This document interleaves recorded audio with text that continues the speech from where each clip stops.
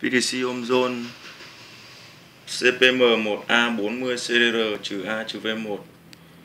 Bộ điều khiển lập trình ôm zone cỡ nhỏ CPM1A-40CDR-A-V1. CPU với 40 đầu vào ra, 24 đầu vào và 16 đầu ra delay.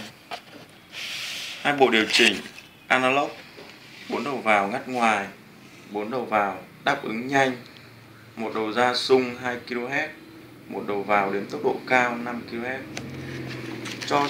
Nó cho phép mở rộng tối đa thêm 3 module mở rộng.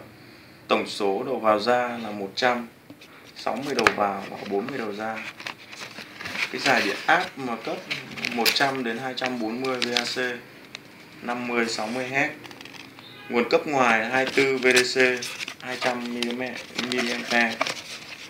Ngôn ngữ lập trình dễ dàng, biểu đồ hình thang, dung lượng chương trình là 2 kW.